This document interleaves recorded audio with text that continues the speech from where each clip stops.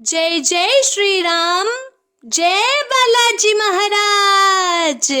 सुनि समुझई जन्म उदित मन, मज्जहि अति अनुराग।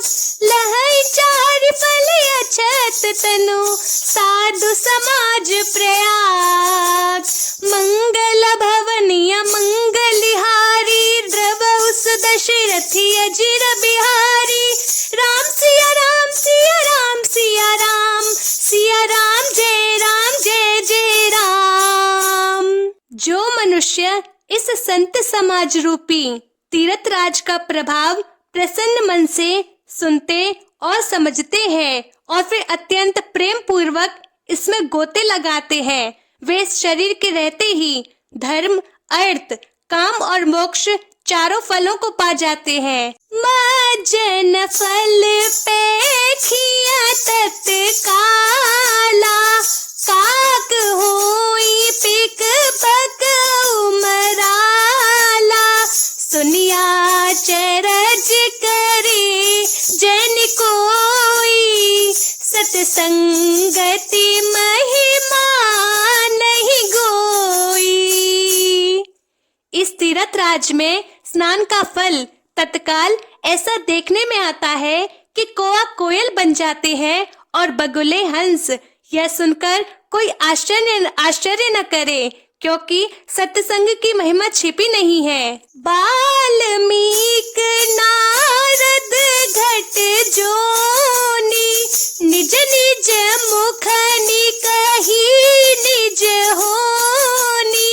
जलचर थल चर नभ चरनाना, जे जड़ चेतन जीव जहाना। वाल्मीकि जी, नारद जी और अगस्त्य जी ने अपने अपने मुखों से अपनी होनी जीवन का वृतांत कही है।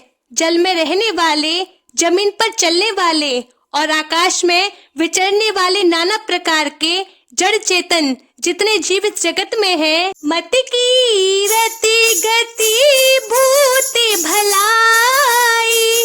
जब जेहि जतन जहाँ जेहि पाई, सो जानब सतसंग प्रभाव। लोकहु वेद नाहि पाऊ। उनमें से जिसने जिस समय जहाँ कहीं भी जिस किसी यत्न से बुद्धि, कीर्ति, सद्गति, विभूति, ऐश्वर्य और भलाई पाई है, सो सब सत्संग का ही प्रभाव समझना चाहिए।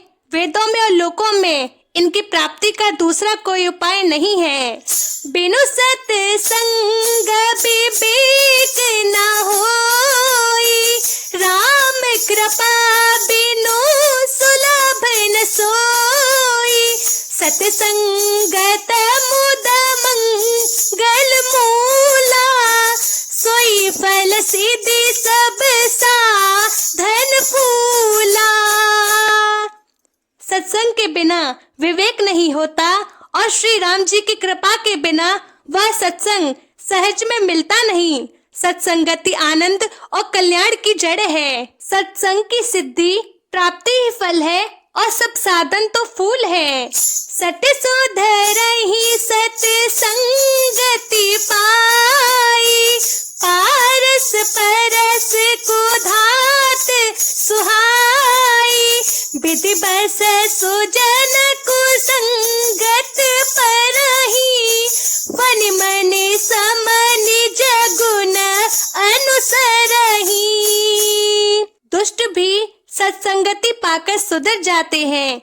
जैसे पारस के स्पर्श से लोहा सुहावन हो जाता है और सुंदर सोना बन जाता है, किंतु देव योग से यदि कभी सज्जन कुसंगति में पड़ जाते हैं तो वे भी वहां सांप की मड़ी के समान अपने गुणों को ही अनुसरण करते हैं।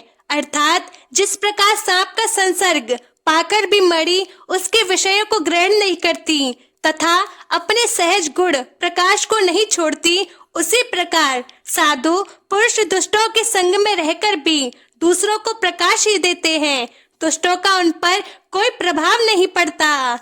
विधि हरि हर कभी को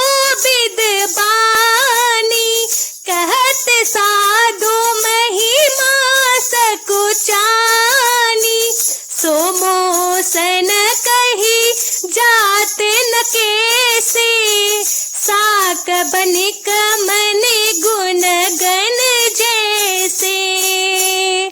ब्रह्मा, विष्णु, शिव, कवि और पंडितों की वाणी भी संत महिमा का वर्णन करने में सकुचाती है। वह मुझसे भी किस प्रकार नहीं कही जाती।